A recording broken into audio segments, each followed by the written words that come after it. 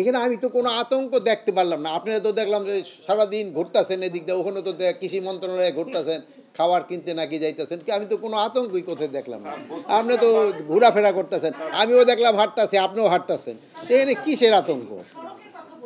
ও সড়কের তা সড়কের আপনি আমি তো দুজনের ভিতরেই ছিলাম আজকে, সড়ক তো আমরা দেখি নাই, সড়কও কোনো আতঙ্ক নাই, আমি তো সড়ক দিয়ে আসছি, আপনিও সড়ক দিয়ে আসতেন।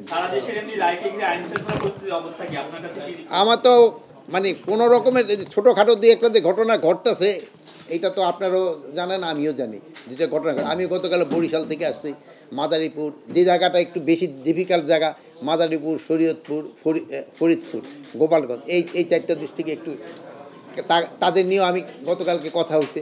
ওই জায়গায় বড় ধরনের কোনো কিছু নাই, অনেক সময় দুই একটা হয় কি আজকাল ওই যে করাত আছে, ইলেকট্রিক করাত, ওই কেটে গাছটা কেটে ফালাই দেয়, ওইটার মানে ফালাইতে বেশি সময় লাগে না, কিন্তু বাট এটার ওখান থেকে সরাই দেওয়ার অনেক সময় লাগে, যেহেতু ওইগুলি তো আবার হাইওয়ে টাইপের রাস্তা, সাথে সাথে হয়ে যায়। আর প্লাস আর কালকে আসার সময় দেখলাম মাদারীপুরে এবং এই ভাঙ্গায় মানে দুইটা পলিটিক্যাল পার্টি দেখলাম বড় ধরনের একটা শো ডাউনও হচ্ছে কালকে। ওরকম তো আমি ওরকম কোনো দেখি না, আমি আস্তে আস্তে তো রাতও হয়ে গেছিলো। তো ছোটোখাটোতে আবার ধরেন যে অনেক জায়গায় এই যে কী বলে ককটেল ফাটাচ্ছে, এতে আপনাকেও সহযোগিতা, এবার কিন্তু লোকগুলি যারা ফাটাচ্ছে তারাই ধরা পড়ে যাচ্ছে, এতে আপনারাও হেল্প করতেছেন, এই জন্য আপনাকে ধন্যবাদ। সেলফ ডিফেন্সের জন্য আপনারা প্রাইভেট না শোনেন, আপনারা যে ইসের হাতিয়ারের নেন না, পারমিশন নেন না, আপনাকে নিরাপত্তা ওইটা কী দেখছের জন্য? শিকারের জন্য কিন্তু নেন না, গিয়া যদিও করেন শিকার, কিন্তু নেন আপনার ডিফেন্সের জন্য। যদি কেউ আপনার করতো তো আপনি তো এইটা নিতে পারতো, সেলফ ডিফেন্সের জন্য তো কোথাও আরও আমার তো আরও ভালো বলতে পারবো। সেলফ ডিফেন্সের ক্ষেত্রে কী এরা তো বলে, এই অধিকারটা তো প্রত্যেকটা নাগরিকের, এবং আপনাকে যদি কেউ মারতে আসে, আপনাকে হত্যা করতে আসলে আপনি আক্রমণকারীদের নিহত করার অধিকার আছে। এটা সব দেশে সর্বত্র সর্বকালের। এটা আমাদের দেশে তাৎক্ষণিকভাবে হচ্ছে তা তো না। এটা ব্রাশ ফায়ার উদ্যোগ বলে নাই। ফায়ারের আপনি এটা কোথা থেকে পেলেন? ব্রাশ ফায়ার আবার এখন সিএমপি কমিশনারকে জিজ্ঞেস করবেন, এটা তো আমরা এখানে বলি নাই। আরেকটা জিনিস হলো রাইফেল দিয়ে ব্রাশ ফায়ার করা যায় না, রাইফেল দিয়ে হলো সিঙ্গেল শট হয়।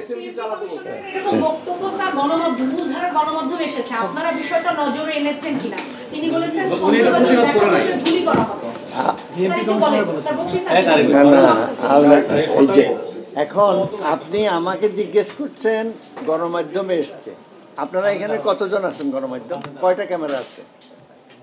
আমার পক্ষে কি প্রত্যেকটা সংবাদ পড়া সম্ভব? না না, বেতারও কি আমার পক্ষে মানে প্রত্যেকটা বেতারে যে আমি শুনি কিনা? আপনি আমাকে যদি আগে বলতেন যে আমি এই প্রশ্নটা আপনাকে করব, আমি প্রস্তুত হয়ে আসতাম। তাৎক্ষণিকভাবে থেকে জবাব দিতে পারবো না। তাৎক্ষণিক জবাব দেওয়ার যেটা, সেটা মাননীয় উপদেষ্টা আপনাদের বলেছেন। স্যার ফাঁসি হয়েছে, এখন তার প্রত্যাবর্তনের জন্য আপনারা কি আবার কোনো অনুরোধ পাঠাবেন কিনা? আইন উপদেষ্টা এরকম তার প্রত্যাবর্তনের জন্য তো আমরা অলরেডি লিখা হয়েছে এবং এটা তো কন্টিনিউয়াস, আমরা তো ডেফিনেটলি চাবো প্রত্যাবর্তনের জন্য। আবার নতুন করে দিবেন কিনা? একবার তো করেছেন, তারা তো পাঠায় নাই, আবার এখন তো রায় হলো, ফাঁসি হলো, এরপরে কি আবার নতুন করে আপনারা কোনো চিঠি দেবেন কিনা? যদি দরকার পড়ে অবশ্যই দিব, আমি জানি না, একবার দেওয়ার পরে যদি আবার দরকার পড়ে আবারও দিব। আপনি বললেন যে একটা ট্রুপস আহত হয়েছে, পুলিশ আহত হয়েছে, তো আইনানুগ ব্যবস্থা না নিলে তারা কিভাবে আহত হইল? মানে এই তো তারাও তো আবার এটার প্রতিহত করছে, মানে আইনানুগ ব্যবস্থা তো নেওয়া হচ্ছে। তাকে এই ক্ষেত্রে আমি আপনাকে অনুরোধ করবে, এই আমাদের ছেলে পেয়েদের, যেহেতু এরা কিন্তু আমাদেরই ছেলে মেয়ে, আমাদের তাদের একটু করা দরকার, যে বলা দরকার, ভাই তোমরা এইগুলি করো না, বাবা এইগুলি তোমাকে করা দরকার নেই, তোমরা স্কুল কলেজে আছে ওখানে পড়াশোনা করো। এটা দেখার জন্য আমরা আছি, আমরা দেখব।